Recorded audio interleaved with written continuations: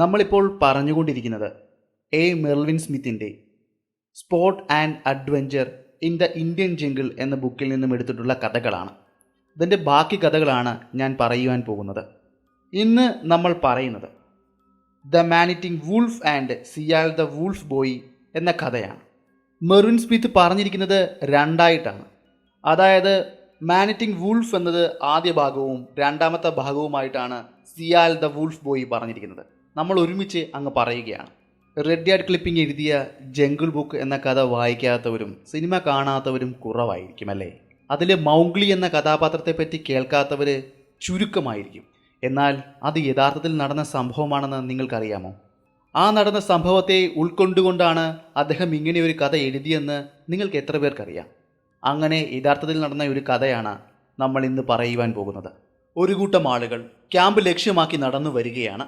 അവർ ഏതോ ജീവിയെ പിടിച്ചുകെട്ടി കമ്പിൽ കെട്ടിത്തൂക്കി ഇട്ടുകൊണ്ടാണ് ക്യാമ്പിലേക്ക് നടന്നെടുത്തു വരുന്നത്. വികൃതമായ രൂപം, മുഷിഞ്ഞ നാറ്റവും അതിൽ നിന്ന് വമിക്കുന്നുണ്ടായിരുന്നു. അവർ പതിയെ പിടിച്ചുകൊണ്ടുവന്ന ജീവിയെ നിലത്തേക്കിട്ടു. ഇത്രയും ദിവസം വനത്തിൽ ഇവനു വേണ്ടിയാണ് ഞങ്ങൾ അലഞ്ഞു നടന്നത്. അതെ, ഞങ്ങൾ തേടി നടന്ന വൂൾഫ് ബോയ്. നാടോടി കഥകളിൽ മാത്രമാണ് ഇങ്ങനെയുള്ള പല കഥകളും നമ്മൾ കേട്ടിരിക്കുക. ചെന്നായ്ക്കൾ ഗ്രാമങ്ങളിലേക്ക് കടന്നു വരികയും ഗ്രാമത്തിലെ കൊച്ചുകുട്ടികളെ തട്ടിയെടുത്തുകൊണ്ട് വനത്തിലേക്ക് പോകുകയും ചെയ്യുന്ന കഥകൾ. പിന്നീട് അവരുടെ കുട്ടികളായി അതിനെ വളർത്തുന്ന കഥ. അങ്ങനെ ചെന്നായ്ക്കളുടെ ശിക്ഷണത്തിൽ വളർന്നു വരുന്ന കുട്ടികളും അവരുടെ സ്വഭാവ സവിശേഷതകൾ കാണിക്കാറുമുണ്ട്. അവിടുത്തെ ഗ്രാമീണർ ഇതിന് പിന്നിൽ പല കഥകളുമാണ് പറയുന്നത്. ഒരു പക്ഷേ വനത്തിനുള്ളിലെ തള്ളച്ചെന്നായികൾക്ക് അവരുടെ കുട്ടികളെ നഷ്ടപ്പെടുമ്പോൾ അതിലുണ്ടാകുന്ന തീവ്രമായ ദുഃഖവും വേദനയും, അവരുടെ അകിടിൽ പാൽ കെട്ടിക്കിടക്കുമ്പോൾ ഉണ്ടാകുന്ന ബുദ്ധിമുട്ടും മൂലവും ഗ്രാമത്തിലേക്ക് ചെന്നായ്ക്കൾ കടന്നു വരികയും കുടിലുകളിൽ കയറി കൊച്ചു കുഞ്ഞുങ്ങളെ തട്ടിയെടുത്തുകൊണ്ട് വനത്തിലേക്ക് പോകുകയും ചെയ്യുമെന്ന് അവിടുത്തെ ഗ്രാമീണർ പറഞ്ഞു. പിന്നീട് ആ ചെന്നായി തൻ്റെ കുഞ്ഞുങ്ങൾക്ക് മുലയൂട്ടുന്നത് പോലെ ആ ബാലനെയും മുലയൂട്ടി അവർക്കൊപ്പം വളർത്തുകയും പിന്നീട് മറ്റ് ചെന്നായ്ക്കൾ ആ കുട്ടിയെ അവരുടെ കൂട്ടത്തിൽ ചേർക്കുവാൻ തയ്യാറാകുകയും ചെയ്യും. അങ്ങനെ പതിയെ പതിയെ ആ കുട്ടിയും അവരിൽ ഒരാളായി വളരുമെന്നാണ് അവിടുത്തെ ഗ്രാമീണർ വിശ്വസിക്കുന്നത്. നമുക്കിനിയും കഥയിലേക്ക് പോകാം. Welcome back to sniper school കഥകളിലൂടെ.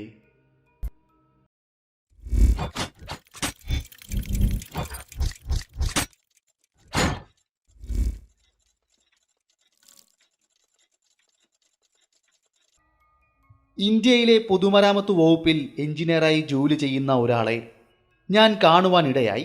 അയാൾക്ക് ഇന്ത്യയെപ്പറ്റി പറയുവാൻ ഏറെ കാര്യങ്ങളുണ്ട്. അയാൾക്ക് അവിടെ ഏറെക്കാലത്തെ എക്സ്പീരിയൻസുമുണ്ട്. ഇത്രയും കാലത്തെ അയാളുടെ ജീവിത അനുഭവത്തിൽ നിന്നും അയാൾ കുറച്ച് കാര്യങ്ങൾ ഞാനുമായി പങ്കുവച്ചു. അയാളുടെ അഭിപ്രായത്തിൽ ഇന്ത്യൻ വനങ്ങളിൽ കാണപ്പെടുന്ന മറ്റേത് മൃഗങ്ങളെക്കാളും വിനാശകാരിയായ ഒന്നാണ് ചെന്നായ്ക്കൾ. ക്രൂരതയിലും ശൗര്യത്തിലും അസാമാന്യമായ ധൈര്യത്തിലും അവയ്ക്ക് തുല്യം മറ്റൊരു മൃഗവും അവിടെയില്ല. പിന്നെ മറ്റൊരു കാര്യം, മനുഷ്യൻ കഴിഞ്ഞാൽ പക ഉള്ളിൽ കൊണ്ടു നടക്കുന്ന മറ്റൊരു മൃഗം ചെന്നായ്ക്കളാണെന്ന് പറയുന്നവരുമുണ്ട്. ഇന്ത്യയിലെ വടക്ക് കിഴക്കൻ പ്രദേശങ്ങളിലാണ് അയാളുടെ ജീവിതകാലത്തിൻ്റെ ഭൂരിഭാഗവും അയാൾ ചിലവഴിച്ചത്, അല്ലെങ്കിൽ അയാൾ ജീവിച്ചത്. അയാൾ താമസിക്കുന്ന ആ കാലഘട്ടങ്ങളിൽ ആ പ്രദേശങ്ങളിൽ ധാരാളമായി ചെന്നായ്ക്കളെ കാണുവാൻ സാധിക്കുമായിരുന്നു. ഒരു നരഭോജിയായ കടുവയേക്കാൾ വിനാശകാരിയും അപകടകാരിയുമാണ് നരഭോജികളായ ചെന്നായ്ക്കൾ. അത് അദ്ദേഹത്തിൻ്റെ അഭിപ്രായമാണ്. ഇങ്ങനെ പറയുവാൻ എന്താണ് കാരണമെന്ന് ഞാൻ അയാളോട് ചോദിച്ചു. അതിന് വ്യക്തമായ മറുപടി അയാൾ എന്നോട് പറഞ്ഞു. ഒരിക്കൽ ഗ്രട്രക് റോഡിലെ ഗ്യൈക്ക് സമീപമുള്ള ഷിഗോട്ടിയിൽ പാലം പണിയുവാൻ വേണ്ടി അതിൻ്റെ ചുമതല എന്നെ ഏൽപ്പിച്ചു. അങ്ങനെ പാലം പണിയുന്ന സൈറ്റിന് സമീപത്ത് ഒരു ഇഷ്ടികച്ചൂളയുണ്ടായിരുന്നു. അതിന് കാവൽക്കാരായി ഏർപ്പെടുത്തിയിരിക്കുന്നത് സ്വദേശികളായ അവിടുത്തെ ഗ്രാമീണരെ തന്നെ ആയിരുന്നു. ഇടയ്ക്കിടയ്ക്ക് ആ ഗ്രാമീണരിൽ പലരെയും കാണാതാകുന്നത് പതിവായി. അതിന് പിന്നിൽ തിരക്കിയപ്പോൾ അറിയുവാൻ സാധിച്ചത് ഒരു ജോഡി ചെന്നായ്ക്കളാണെന്നാണ്. ഇടയ്ക്കിടെ അവിടേക്കെത്തുന്ന ചെന്നായ്ക്കൾ അവരെ ആക്രമിക്കുകയും അവിടെ നിന്നും പിടിച്ചുകൊണ്ടു പോകുകയും ചെയ്യുമെന്നാണ് അറിയുവാൻ സാധിച്ചത്. പിന്നീട് അദ്ദേഹം എന്നോട് പറഞ്ഞ കഥ അതിതാണ്. ആ ചെന്നായ്ക്കളുടെ അസാമാന്യമായ ധൈര്യം ചൂണ്ടിക്കാണിക്കുന്ന ഒന്നായിരുന്നു ആ സംഭവം. ആ ഇഷ്ടിക ചൂളയിലേക്ക് 2 കാവൽക്കാരെ നിയമിച്ചു. അവർ ആ ചൂളയ്ക്ക് സമീപത്ത് താൽക്കാലികമായി അവർക്ക് താമസിക്കുവാൻ വേണ്ടി ഒരു കുടിൽ കെട്ടി. രാത്രികാലങ്ങളിൽ ഈ പ്രദേശവാസികളെല്ലാം കിടന്നുറങ്ങുന്നത് അവരുടെ വരാന്തയിലാണ്. അങ്ങനെ ഒരു നിലാവുള്ള രാത്രിയിൽ അവരുടെ താൽക്കാലികമായി കെട്ടിയ കുടിലിൻ്റെ വരാന്തയിൽ അവർ ഇരുവരും കിടന്നുറങ്ങുകയാണ്. സാധാരണ ഇന്ത്യക്കാർ കിടന്നുറങ്ങുന്നത് പോലെ തന്നെ തലവഴി മൂടിയാണ് അവർ ഇരുവരും കിടന്നുറങ്ങുന്നതും. സമയം അർദ്ധരാത്രിയായപ്പോൾ പെട്ടെന്ന് കൂടെയുണ്ടായിരുന്ന ഒരു കാവൽക്കാരൻ ഞെട്ടി ഉണർന്നു.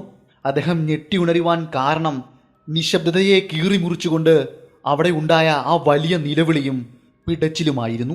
ഉറക്കത്തിൽ നിന്നും ചാടി എഴുന്നേറ്റ ഗാർഡ് കാണുന്നത് ഇതാണ്. തൻ്റെ കൂടെ രാത്രിയിൽ കിടന്നുറങ്ങിയ തൻ്റെ സുഹൃത്തിനെ ആ ചെന്നായ കഴുത്തിൽ കടിച്ചു വലിച്ചുകൊണ്ടു പോകുന്ന കാഴ്ചയായിരുന്നു. തൻ്റെ ജീവൻ രക്ഷിക്കുവാൻ വേണ്ടി, ആ ചെന്നായുടെ കടിയിൽ നിന്നും രക്ഷപ്പെടുവാൻ വേണ്ടി ഉച്ചത്തിൽ നിലവിളിക്കുന്നതിൻ്റെയും കാലുകളും കൈകളും നിലത്തടിക്കുന്നതിൻ്റെയും ശബ്ദമായിരുന്നു അദ്ദേഹത്തെ ഉറക്കത്തിൽ നിന്നും ഉണർത്തിയത്. വളരെ വേഗം തന്നെ അയാൾ തൻ്റെ സമീപത്തുണ്ടായിരുന്ന ഒരു വടിയെടുത്തു. അങ്ങ് ദൂരെ നിന്ന് രണ്ടാമത്തെ ചെന്നായും ഈ അന്തരീക്ഷം മുഴുവൻ വീക്ഷിക്കുന്നതും അയാൾ കണ്ടിരുന്നു. അങ്ങനൊരവസ്ഥയിൽ തൻ്റെ ധൈര്യം പൂർണ്ണമായും കൈവെടിയാതെ ധൈര്യം സംഭരിച്ചുകൊണ്ട് തൻ്റെ കയ്യിലുണ്ടായിരുന്ന ആ വടിയെടുത്തുകൊണ്ട് തൻ്റെ സുഹൃത്തിനെ കടിച്ചുകൊണ്ടു പോകുന്ന ആ ചെന്നായിക്ക് നേരെ അയാൾ പാഞ്ഞെടുത്തു. നിരവധി തവണ അതിനുമേൽ അദ്ദേഹം അടിച്ചു. എന്നിട്ടും തൻ്റെ സുഹൃത്തിനെ വിട്ടുകൊടുക്കുവാൻ ആ ചെന്നായി തയ്യാറായില്ല. നിരന്തരമുള്ള ആ കാവൽക്കാരൻ്റെ അടിയേറ്റ് അവസാനം ആ ചെന്നായി തൻ്റെ സുഹൃത്തിനെ നിലത്തേക്കിട്ടു. അല്പദൂരത്തേക്ക് ഓടി മാറി. പിന്നീട് വീണ്ടും ആ ചെന്നായി മുരണ്ടുകൊണ്ട് ആക്രമിക്കുവാൻ കൂപ്പുകൂട്ടി. ധൈര്യവാനായ ആ കാവൽക്കാരൻ പിന്നീട് ചെയ്തത് ഇതാണ്. രാത്രിയിൽ കൂട്ടിയിട്ട തീ അപ്പോഴും കെട്ടടങ്ങിയിട്ടുണ്ടായിരുന്നില്ല. താൽക്കാലികമായി നിർമ്മിച്ചിരുന്ന കുടിലിൻ്റെ മുകളിൽ കാത്തുവെച്ചിരുന്ന ആ പന്തം അദ്ദേഹം പുറത്തെടുത്തു. തീയിലേക്ക് നീട്ടി അതിൽ തീ പിടിപ്പിച്ചു. പിന്നീട് ഉച്ചത്തിൽ അലറി വിളിച്ചുകൊണ്ട് ആ ചെന്നായ്ക്കൾക്ക് നേരെ അദ്ദേഹം ആ വടി കൊണ്ട് ഓടി അടുക്കുകയായിരുന്നു. തീപ്പന്തം കത്തിച്ചുകൊണ്ട് അലറി വിളിച്ചുകൊണ്ടുവരുന്ന കണ്ടുകൊണ്ടായിരിക്കണം ആ രണ്ട് ചെന്നായ്ക്കളും ഭയന്നുകൊണ്ട് അവിടെ നിന്നും പിന്മാറി വനത്തിലേക്ക് പോയി മറഞ്ഞത്. ആ ചെന്നായ്ക്കൾ പൂർണ്ണമായും തൻ്റെ കൺമുന്നിൽ നിന്നും മാഞ്ഞ് ദൂരേക്ക് പോയി എന്ന് ഉറപ്പുവരുത്തിയ ശേഷമാണ് ഗാർഡ് തിരികെ തൻ്റെ സുഹൃത്തിൻ്റെ അരികിലേക്ക് എത്തിയത്. ചെറിയ മുറിവുകളും ചോരയൊലിക്കുന്ന ശരീരവുമായി അദ്ദേഹം അവിടെ അബോധാവസ്ഥയിൽ കിടക്കുന്നുണ്ടായിരുന്നു. അദ്ദേഹത്തിൻ്റെ കഴുത്തിലേക്ക് ആഴത്തിൽ തൻ്റെ കോമ്പല്ലുകൾ ഇറക്കുവാൻ ആ ചെന്നായ്ക്കൾക്ക് കഴിഞ്ഞില്ല. അതിന് കാരണം അദ്ദേഹം പുതച്ചുകൊണ്ടിരുന്ന ആ കട്ടിയേറിയ കമ്പിളി പുതപ്പാണ്. അതിനുള്ളിലൂടെ കോമ്പല്ലുകൾ ഇറക്കുവാൻ സാധിക്കാഞ്ഞതും പിടിമുറുക്കി ദൂരേക്ക് വലിച്ചിഴച്ചു കൊണ്ട് പോകാത്തതുമായിരുന്നു അദ്ദേഹത്തിൻ്റെ ജീവൻ തിരിച്ചു നൽകിയത്. കുറച്ച് വർഷങ്ങൾക്ക് മുന്നേ നടന്ന ഒരു സംഭവം ഞാൻ ഇതിൻ്റെ കൂടെ കൂട്ടിച്ചേർക്കാം. ഇതുകൂടി കേൾക്കുമ്പോൾ ചെന്നായ്ക്കൾ എത്രയും അപകടകാരികളാണെന്ന് നിങ്ങൾക്ക് തന്നെ ബോധ്യപ്പെടും. കുറച്ച് വർഷങ്ങൾക്ക് മുൻപേ ഞാൻ നാഗ്പൂരിൽ നിന്നും ജബൽപൂരിലേക്കുള്ള സ്റ്റാറ്റ് ബൗറി എന്ന ഗ്രാമത്തിന് സമീപം ക്യാമ്പ് ചെയ്തിരുന്നു. കള്ളന്മാരെ കൊണ്ടും കൊള്ളക്കാരെ കൊണ്ടും കുപ്രസിദ്ധി നേടിയ ഒരു ഗ്രാമമായിരുന്നു അത്. അതുകൊണ്ട് തന്നെ സ്റ്റാറ്റ് ബൗറി എന്നതിനേക്കാൾ കൂടുതലും ആളുകൾ വിളിച്ചിരുന്നത് ചോർ ബൗറി എന്നായിരുന്നു. ഈ ഗ്രാമത്തിൻ്റെ വടക്ക് ഭാഗത്തുള്ള മലനിരകളിൽ ഹീൽസ് എന്നറിയപ്പെടുന്ന ഗോത്ര വിഭാഗക്കാരുടെ താവളമായിരുന്നു. ഇവരിൽ ഭൂരിഭാഗം പേരും വിദഗ്ധരായ കൊള്ളക്കാരായിരുന്നു. അതുകൊണ്ട് തന്നെ ആയിരിക്കാം നിരവധി ഭീലുകൾ സാത് ബൗറി അല്ലെങ്കിൽ ചോർ ബൗറിക്ക് ചുറ്റും ക്യാമ്പ് ചെയ്തിരുന്നത്. ഞാൻ അവിടെ താമസിച്ചുകൊണ്ടിരുന്ന കാലങ്ങളിൽ നിരവധി പേരെ ആ ഗ്രാമങ്ങളിൽ നിന്നും കാണാതാകുന്നത് പതിവായിരുന്നു. അങ്ങനെ അവിടെ നിന്നും കാണാതായവർക്ക് വേണ്ടി നിരവധി തിരച്ചിലുകൾ നടത്തിയിരുന്നു. എന്നാൽ ഒന്നും അവരെ കണ്ടെത്തുവാൻ പോകുന്നതായിരുന്നില്ല. പിന്നീട് കൂടുതൽ തിരച്ചിലുകളും കാര്യങ്ങളും ഒന്നും ഉണ്ടായില്ല. കാരണം കൊള്ളക്കാരെ കൊണ്ട് നിറഞ്ഞ പ്രദേശമായതുകൊണ്ട് തന്നെ ഇവിടെ നടക്കുന്ന തിരോധാനങ്ങൾ അത്രയും അവരുടെ ചെയ്തി മൂലം ഉണ്ടാകുന്നതാണെന്ന് അവിടുത്തെ ആളുകൾ വിശ്വസിച്ചു. അങ്ങനെ പതിയെ തിരോധാനങ്ങൾ കൂടിയതോടെ അവിടുത്തെ ഗവൺമെൻറ് ഇതിൽ ഇടപെട്ടു. അതിൻ്റെ ഭാഗമായി ആയിരിക്കണം തഗി ഡിപ്പാർട്ട്മെൻറ്റിലെ സ്പെഷ്യൽ ഓഫീസറായ ലെഫ്റ്റനൻറ്റ് കംബർലെഡ്ജിനെ ഈ ദൗത്യം ഏൽപ്പിച്ചത്. തഗി ഡിപ്പാർട്ട്മെൻറ്റിനെ കുറിച്ച് പറയുകയാണെങ്കിൽ ഈസ്റ്റ് ഇന്ത്യൻ കമ്പനിയുടെ ഒരു അന്വേഷണ വിഭാഗമാണിത്. കൊള്ളയടിയും ഹൈവേ കവർച്ചയും പറ്റി അന്വേഷിക്കുന്ന ഒരു സ്പെഷ്യൽ ഫോഴ്സ്. അങ്ങനെ കംബർലെഡ്ജ് ആ ദൗത്യം ഏറ്റെടുത്തു. കാണാതായവരെ കുറിച്ച് അന്വേഷിക്കുവാൻ തുടങ്ങി. ആദ്യം അദ്ദേഹം അന്വേഷിച്ചത് അവിടെ ഉണ്ടായിരുന്ന കൊള്ളസംഘത്തെ പറ്റിയും കൊള്ളക്കാരെയും പറ്റിയുമാണ്. എന്നാൽ അദ്ദേഹത്തിൻ്റെ അന്വേഷണത്തിൽ കാണാതായവർക്ക് പിന്നിൽ കൊള്ളക്കാരാണെന്ന തെളിയിക്കുന്ന യാതൊരു തെളിവുകളും കിട്ടിയില്ല. അതിന് പിന്നിൽ കൊള്ളക്കാരല്ലെന്ന് അദ്ദേഹം വിശ്വസിച്ചിരുന്നു. അതിന് കാരണം ഇതായിരുന്നു: ഗ്രാമത്തിൽ നിന്നും കാണാതായവരിൽ പലരും നിർധരരും ദരിദ്രരുമായിരുന്നു.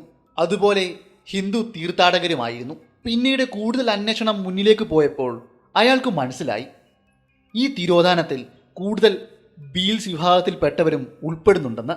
മറ്റാളുകൾ ഭയപ്പെടുന്നത് പോലെ തന്നെ കൊള്ളക്കാരുടെ സംഘങ്ങളും ഭയപ്പെട്ടിരുന്നു. അങ്ങനെ ലഫ്റ്റനന്റ് കംബർലഡ്ജ് ഒരു നിഗമനത്തിൽ എത്തിച്ചേർന്നു. അയാൾ നിഗമനത്തിൽ എത്തിച്ചേർന്നത് ഇതാണ്: ഈ തിരോധാനങ്ങളുടെ പിന്നിൽ ഇനിയും ഏതെങ്കിലും നരഭോജിയായ കടുവയാണോ എന്ന്. പിന്നെ അദ്ദേഹം നടത്തിയ അത്രയും അന്വേഷണം ഇതിന് പിന്നാലെയായിരുന്നു. അദ്ദേഹത്തെ സഹായിക്കുവാൻ വേണ്ടി 2-3 ട്രാക്കർമാരും അദ്ദേഹത്തിനൊപ്പം കൂടിയിരുന്നു. അടുത്തുള്ള സമീപ പ്രദേശങ്ങളും വനങ്ങളും എല്ലാം അദ്ദേഹം അരിച്ചു പെറുക്കി ട്രാക്കർമാരുടെ സഹായത്തോടെ. എന്നാൽ അവിടെ എങ്ങും ഒരു കടുവയുടെ കാലടയാളം പോലും കണ്ടെത്തുവാൻ അവർക്ക് സാധിച്ചില്ല. പിന്നെ എന്ത് എന്ന് ചിന്തിച്ചിരിക്കുന്ന സമയത്താണ് അദ്ദേഹത്തിന് ഈ പ്രദേശങ്ങളിലെ ധാരാളമായുള്ള ചെന്നായ്ക്കളുടെ സാന്നിധ്യത്തെപ്പറ്റി അദ്ദേഹം ഓർത്തത്. തരം കിട്ടിയാൽ മനുഷ്യനെ ആക്രമിക്കുവാനും ആഹാരമാക്കുവാനും മടിയില്ലാത്തവരാണ് ചെന്നായ്ക്കളെന്ന് അദ്ദേഹത്തിന് അറിയാമായിരുന്നു. അയാൾ പിന്നീട് നടത്തിയ അന്വേഷണങ്ങളിൽ അയാൾക്ക് മനസ്സിലായി ഈ പ്രദേശങ്ങളിൽ ഇങ്ങനെയുള്ള ചെന്നായ്ക്കളുടെ ആക്രമണത്തിൽ പരിക്കുപറ്റിയവരും കാണാതായവരെയും പറ്റിയുള്ള പല ഒറ്റപ്പെട്ട സംഭവങ്ങളും റിപ്പോർട്ട് ചെയ്തിട്ടുണ്ടെന്ന്. പിന്നീട് ലഫ്റ്റനന്റ് കംബർലഡ്ജ് അതിന് പിന്നാലെയായിരുന്നു തൻ്റെ അന്വേഷണം കൊണ്ടുപോയത്. അങ്ങനെ ചോർ ബൗരിയിൽ നിന്നും കാണാതായവരുടെ തിരോധാനത്തിന് പിന്നിൽ ചെന്നായ്ക്കൾ തന്നെയാണെന്ന നിഗമനത്തിൽ അയാൾ എത്തിച്ചേർന്നു. അതിനുവേണ്ട തെളിവുകളും അദ്ദേഹം ശേഖരിക്കുകയും ചെയ്തു. അവ ഇതാണ്: അവിടെ നിന്നും ഇരയാക്കപ്പെട്ടവരെ അല്ലെങ്കിൽ കാണാതായവരെ കുടിലുകളുടെ വരാന്തയിൽ ഉറങ്ങുകയായിരുന്ന ആളുകളാണ്. കാണാതായത് അത്രയും രാത്രി കാലങ്ങളിലുമാണ്. അതുമാത്രമല്ല, കാട്ടിൽ നടത്തിയ തിരച്ചിലുകളിൽ കാണാതായവരുടെ ശരീരമോ ശരീര അവശിഷ്ടങ്ങളോ അല്ലെങ്കിൽ അവരുടെ എല്ലും കഷ്ണങ്ങളോ ഒന്നും തന്നെ കണ്ടെത്തുവാൻ സാധിച്ചില്ല. ഈ കാണാതായവരെ പിടിച്ചുകൊണ്ടുപോയത് നരഭോജിയായ കടുവകളാണെങ്കിൽ അവ വലിയ എല്ലും കഷ്ണങ്ങൾ അവിടെ ഉപേക്ഷിച്ചേക്കും, മാംസം മാത്രമേ ആഹരിക്കുകയുള്ളൂ. എന്നാൽ ചെന്നായ്ക്കൾ അങ്ങനെയല്ല, അവർക്ക് എല്ലുകളോട് വലിയ പ്രിയമാണുള്ളത്. അതുകൊണ്ട് തന്നെ ചെന്നായ്ക്കൾ പിടിച്ചുകൊണ്ടുപോയാൽ എല്ലുകൾ പോലും അവശേഷിപ്പിക്കാതെ മുഴുവൻ അവർ ആഹരിക്കും. എന്നാൽ നടത്തിയ അന്വേഷണങ്ങളിൽ കാണാതായവരുടെ കുടിലുകൾക്ക് സമീപത്ത് നിന്നും അദ്ദേഹത്തിന് ചെന്നായ്ക്കളുടെ കാലടയാളങ്ങൾ ഒന്നും തന്നെ കണ്ടെത്തുവാൻ സാധിച്ചില്ല. എന്നാൽ തിരിച്ചറിയുവാൻ കഴിയാത്ത മറ്റേതോ ഒരു മൃഗത്തിൻ്റെ കാലടയാളങ്ങളാണ് കാണാതായവരുടെ കുടിലുകൾക്ക് സമീപത്ത് നിന്നും കാണുവാൻ അദ്ദേഹത്തിന് സാധിച്ചത്, അല്ലെങ്കിൽ അവിടുത്തെ ആളുകൾക്ക് സാധിച്ചത്. ഇതേത് മൃഗത്തിൻ്റെ ട്രാക്കാണെന്ന് അറിയുവാൻ വേണ്ടി അവിടേക്ക് ഗ്രാമത്തിലെ ആളുകളും വലിയ വേട്ടക്കാരും ട്രാക്കർമാരും എല്ലാം എത്തിയെങ്കിലും അവർക്കാർക്കും തന്നെ ഇത് ഏത് മൃഗത്തിൻ്റെ കാലടയാളമാണെന്ന് തിരിച്ചറിയുവാൻ സാധിച്ചില്ല. അതിൽ അവരെല്ലാം തന്നെ പരാജയപ്പെടുകയായിരുന്നു.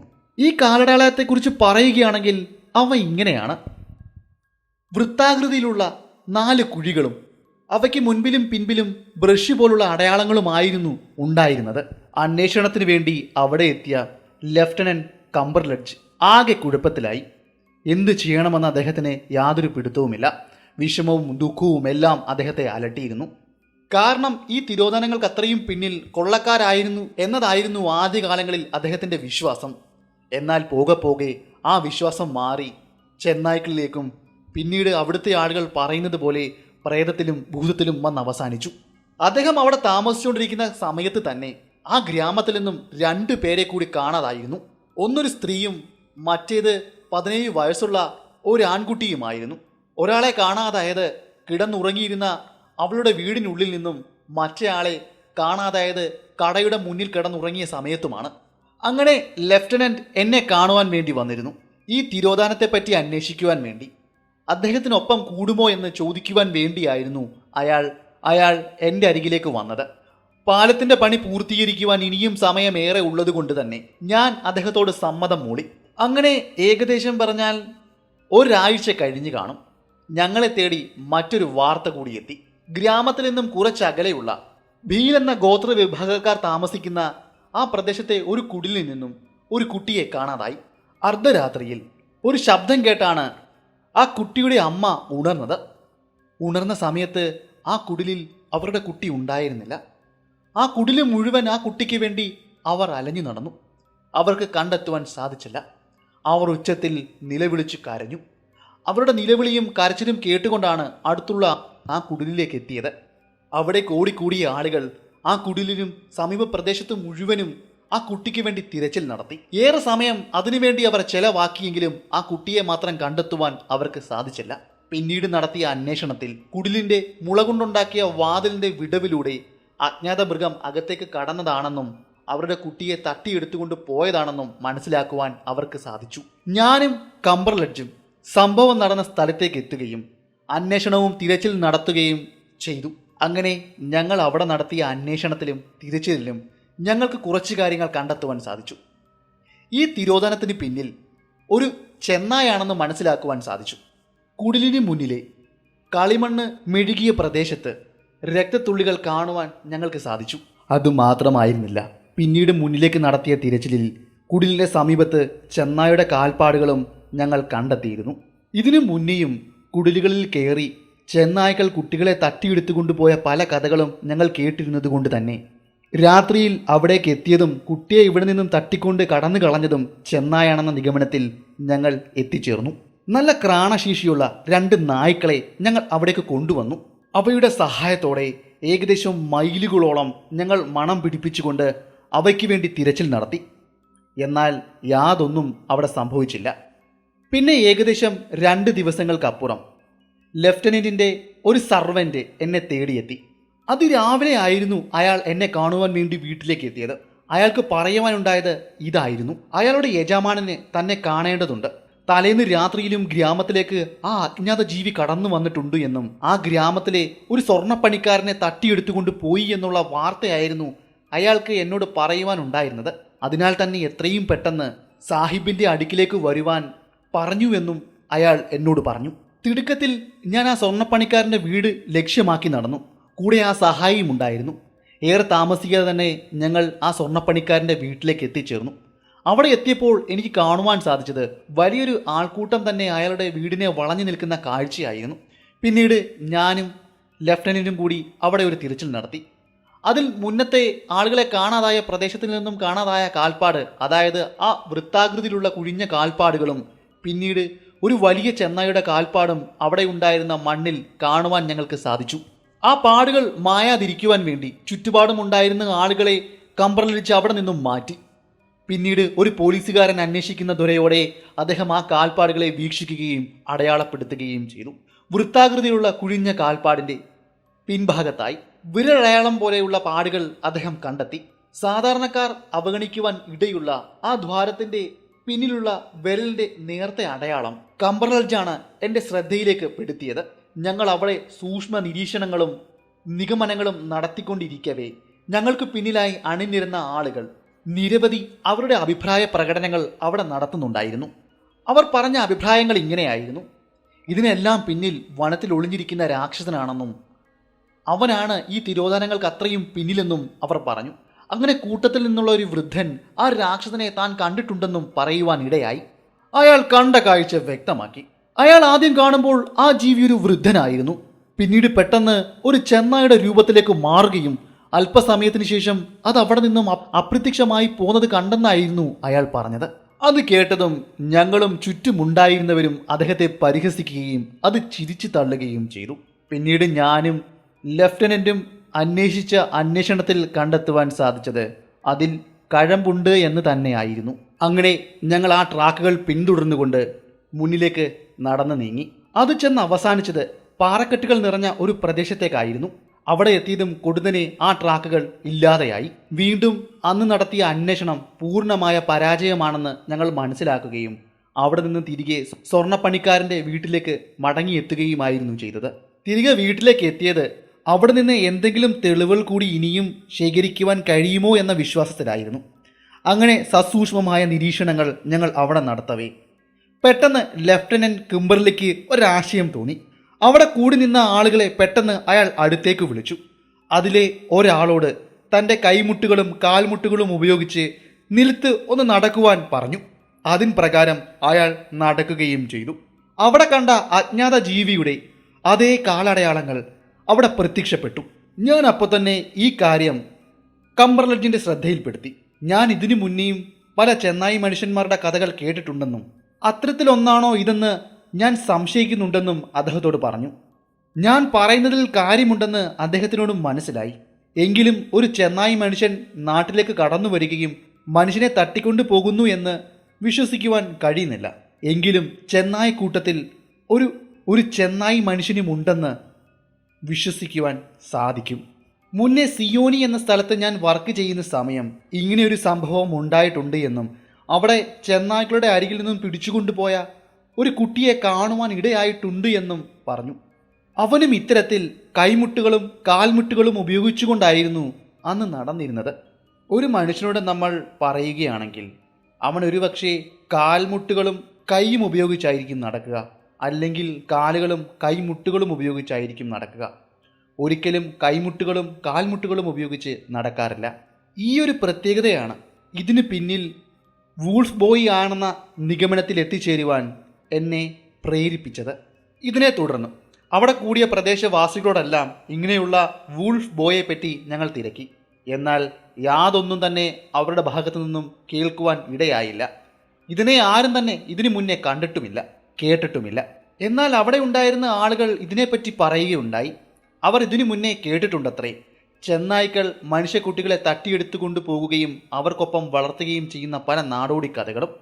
അവർ അത് ഞങ്ങളോട് പറയുവാൻ ഇടയായി.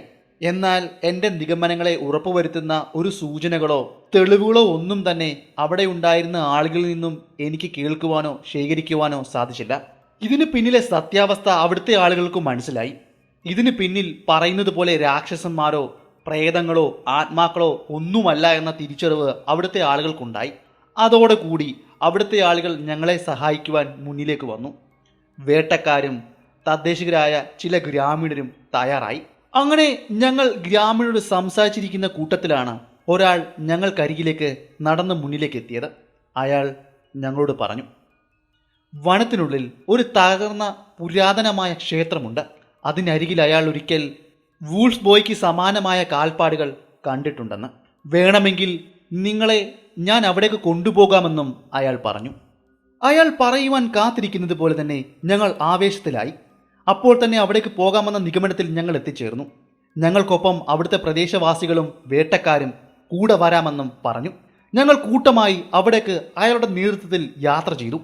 അയാൾ ഞങ്ങളെ കൊണ്ടുപോയത് ഒരു കാട്ടരുവിക്ക് സമീപമുള്ള പാറക്കെട്ടുകൾ നിറഞ്ഞ ഒരു കുന്നിലേക്കായിരുന്നു. അയാൾക്കൊപ്പം ആ കുന്നു കയറി കുന്നിറങ്ങി അരുവിക്ക് സമീപത്തുകൂടി ഏകദേശം 1.5 മൈലോളം ഞങ്ങൾ സഞ്ചരിച്ചു. അങ്ങനെ അവസാനം ഞങ്ങൾ എത്തിച്ചേർന്നത് മുൾപടർപ്പുകളും കുറ്റിക്കാടുകളും ഇടതൂർന്നു നിൽക്കുന്ന ഒരു വനത്തിന് സമീപത്താണ്.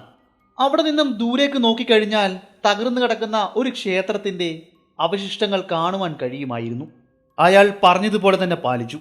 അവിടെ ഉണ്ടായിരുന്ന അരുവിയിൽ കെട്ടിക്കിടക്കുന്ന ഒരു കുഴിക്ക് സമീപത്ത് നിന്നും അയാൾ ആ വൂൾഫ് ബോയുടെ കാൽപ്പാടുകൾ ഞങ്ങൾക്ക് കാട്ടിത്തന്നു. ആ ട്രാക്കുകൾ പരിശോധിച്ച് ഞങ്ങൾക്ക് ഒരു കാര്യം മനസ്സിലായി.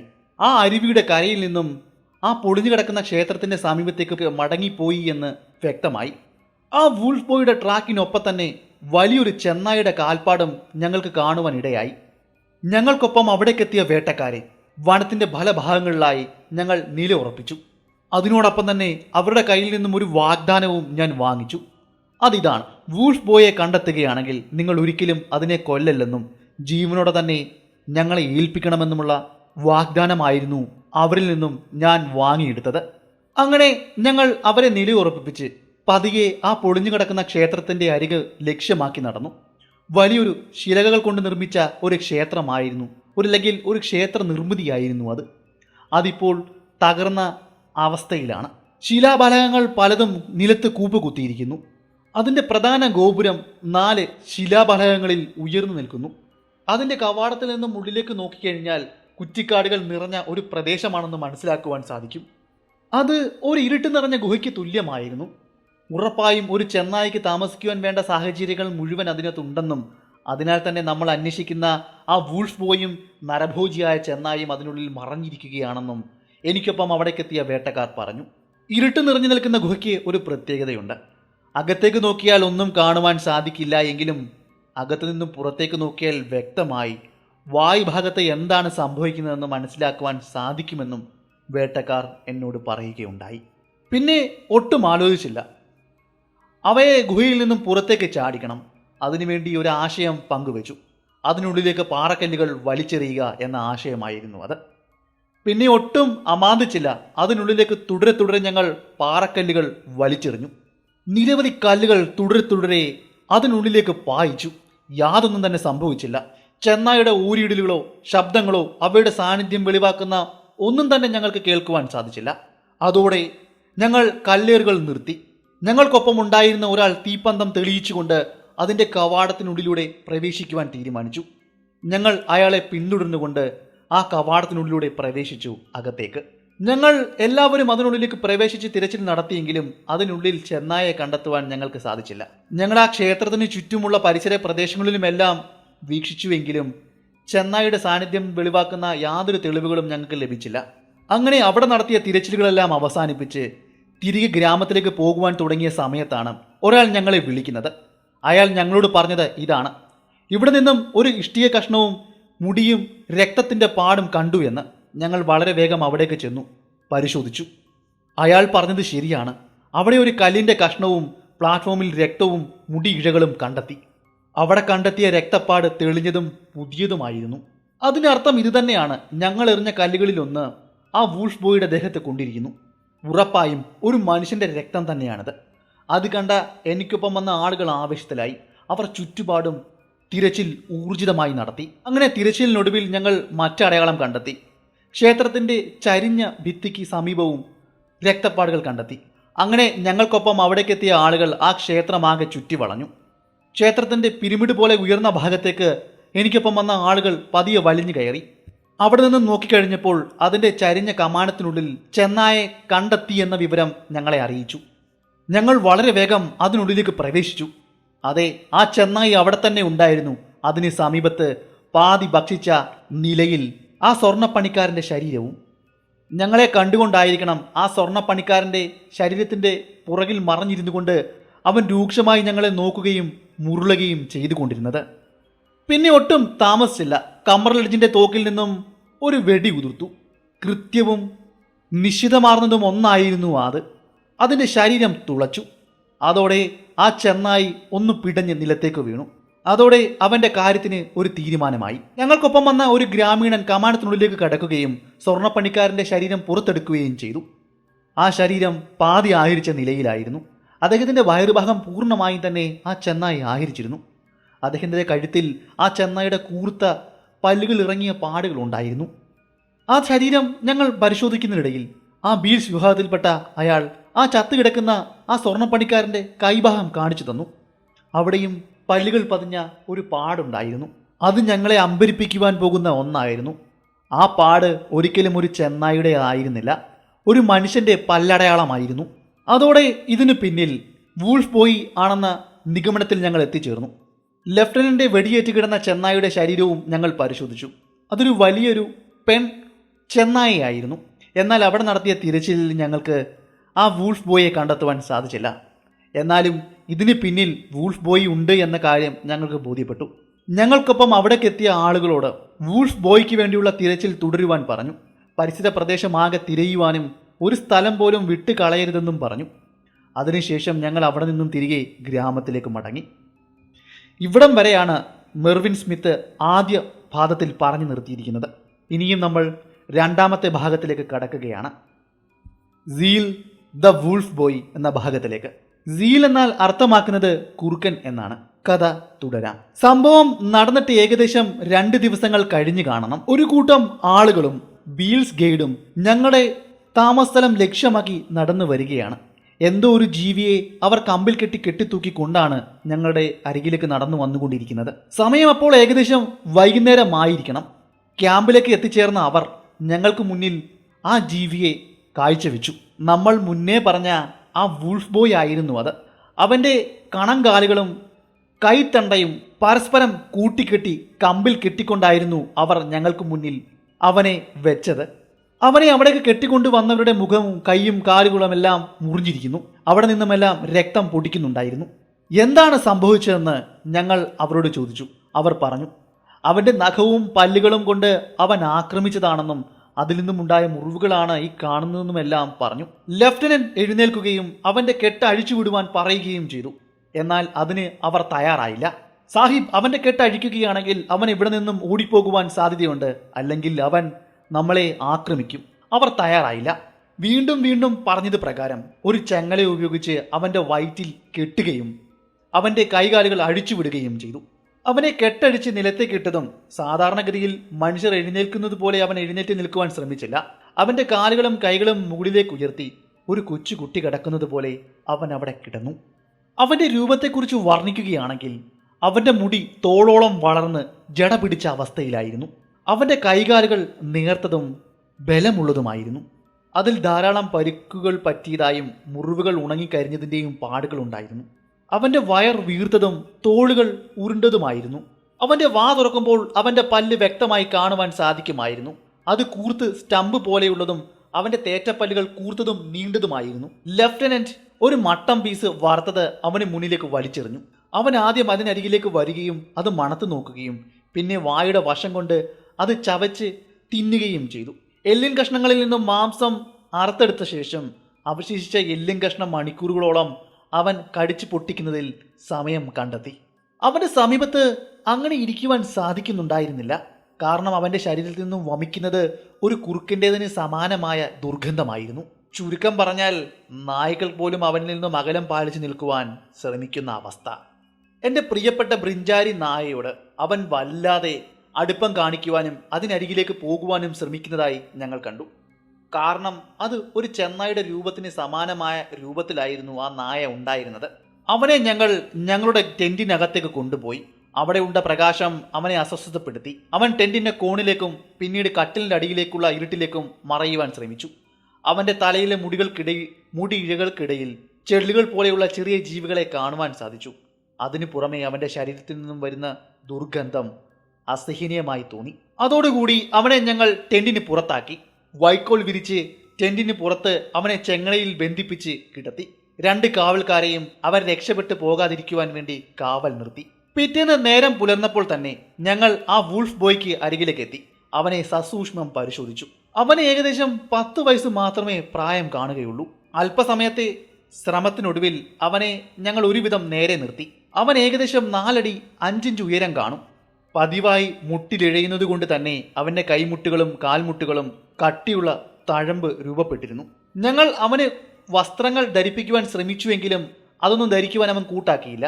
അവൻ കൂടുതലും ശ്രമിച്ചത് മണ്ണിൽ കുഴിയുണ്ടാക്കി അതിൽ കിടക്കുവാൻ വേണ്ടിയാണ്. അവൻ്റെ തലമുടി വെട്ടുവാൻ ഞങ്ങൾ ശ്രമിച്ചുവെങ്കിലും അതിനവൻ കൂട്ടാക്കിയില്ല. 2-3 പേരുടെ സഹായത്തോടെ അവനെ പിടിച്ചു വെച്ച് അവൻ്റെ മുടി മുറുക്കുകയും അവനെ വലിച്ചിഴിച്ചുകൊണ്ട് നദിയുടെ തീരത്തേക്ക് കൊണ്ടുപോകുകയും ചെയ്തു. നദിയിലേക്ക് ഇറങ്ങുവാൻ അവൻ കൂട്ടാക്കിയില്ല. 2-3 കാവൽക്കാരുടെയും അതുപോലെ തന്നെ സഹായികളുടെയും സഹായത്തോടെ അവനെ നദിയിലേക്ക് മുക്കി കുളിപ്പിച്ചെടുത്തു. അവൻ കൂടുതൽ അക്രമാസക്തനായതോടെ എൻ്റെ നായയെ അവൻ അരികിലായി കെട്ടിയിട്ടു. അപ്പോൾ മാത്രമാണ് അല്പമെങ്കിലും അവൻ ശാന്തമായി പെരുമാറിയത്. എന്നാൽ കംബർലഡ്ജിൻ്റെ നായയോട് അവൻ വല്ലാതെ ശൗര്യം കാണിക്കുവാനും ദേഷ്യം കാണിക്കുവാനും ശ്രമിച്ചു. കാരണം എൻ്റെ നായയുടെ രൂപമായിരുന്നില്ല അവനുണ്ടായിരുന്നത്. അതൊരു ടെറിയൻ ഇനത്തിൽപ്പെട്ട നായയായിരുന്നു. കംബർലഡ്ജ് വേഗം ഞങ്ങൾ കൊലപ്പെടുത്തിയ ആ ചെന്നായുടെ തോല് ഉരിഞ്ഞ് അവന് സമീപത്ത് കൊണ്ടിട്ടു. അവൻ അതിനരികിലേക്ക് ഇഴഞ്ഞു വരികയും അതൊന്നും മണം പിടിക്കുകയും പിന്നീട് ഭയന്ന് പിന്നിലേക്ക് പോകുകയും ചെയ്യുന്ന കാഴ്ച ഞങ്ങളെ അമ്പരിപ്പിച്ചു. അവൻ വീണ്ടും വീണ്ടും ഭയപ്പെടുകയും ഉച്ചത്തിൽ കരയുകയും ചെയ്തു. അവൻ്റെ കരച്ചിൽ ഒരു കുറുക്കൻ്റെ ഓരിയിടലിന് തുല്യമായിരുന്നു. അങ്ങനെയാണ് അവന് സിയാൽ എന്ന പേര് വീഴുന്നത്. സിയാൽ എന്നാൽ കുറുക്കൻ എന്നാണ് അർത്ഥമാക്കുന്നത്. പിന്നീട് ഒരിക്കലും അതിന് സമീപത്തേക്ക് പോകുവാൻ അവൻ കൂട്ടാക്കിയില്ല. അവൻ ഭയക്കുന്നത് പോലെ ഞങ്ങൾക്ക് തോന്നി. രാവിലെ മുഴുവൻ കിടന്നുറങ്ങുന്ന സിയാൽ രാത്രിയാകുമ്പോഴേക്കും ഉണരുകയും ചെങ്ങലകൾ പൊട്ടിച്ച് അവിടെ നിന്ന് രക്ഷപ്പെട്ട് ഓടുവാൻ ശ്രമിക്കുകയും ചെയ്യും. അവൻ ആഹരിക്കുവാൻ ചോറോ ബിസ്ക്കറ്റോ ഒന്നും കൊടുത്താൽ അവൻ കഴിക്കുകയില്ല. എന്നാൽ മാംസം കൂട്ടിക്കലർത്തിയ ചോറ് അവന് നൽകുകയാണെങ്കിൽ അതിലെ മാംസം മാത്രം കഴിച്ച് ചോറ് അവിടെ മിച്ചം വെക്കും. ഒരിക്കൽ അവിടെ നടന്ന സംഭവം ഇപ്പോഴും ഞാൻ ഓർക്കുന്നു. അവിടെ ഉണ്ടായിരുന്ന ഒരു പാചകക്കാരൻ കോഴിയെ വൃത്തിയാക്കിയ ശേഷം അതിൻ്റെ കുടൽ ദൂരേക്ക് വലിച്ചെറിഞ്ഞു.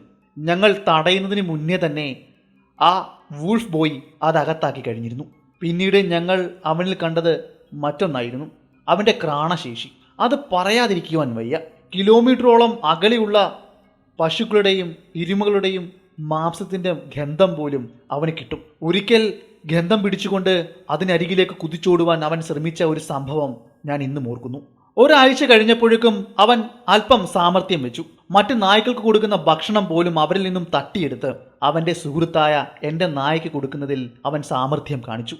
അവൻ്റെ ദുർഗന്ധം അസഹനീയമായി വന്നപ്പോൾ ഞങ്ങൾ അവനെ പിടിച്ച് അവൻ്റെ തല ഷേവ് ചെയ്ത് മഞ്ഞളും എണ്ണയും ഉപയോഗിച്ച് അവനെ കുളിപ്പിക്കുവാൻ തുടങ്ങി. അങ്ങനെ പതിയെ പതിയെ കുറുക്കൻ്റെ ഗന്ധം അവനിൽ നിന്നും അകന്നുപോയി. നമ്മൾ കഥയുടെ തുടക്കത്തിൽ പറഞ്ഞതുപോലെ തന്നെ ഒരു പക്ഷേ ഏതെങ്കിലും ഒരു ചെന്നായി തൻ്റെ കുട്ടിയെ നഷ്ടപ്പെട്ട വിയോഹ ദുഃഖം മറക്കുവാൻ വേണ്ടി ഏതെങ്കിലും ഒരു ഗ്രാമത്തിലെ കുടിലിൽ നിന്നും തട്ടിയെടുത്ത കുട്ടിയായിരിക്കും ഇത്. അങ്ങനെ ആ ചെന്നായി വളർത്തിയ കുട്ടിയായിരിക്കണം ഇത്.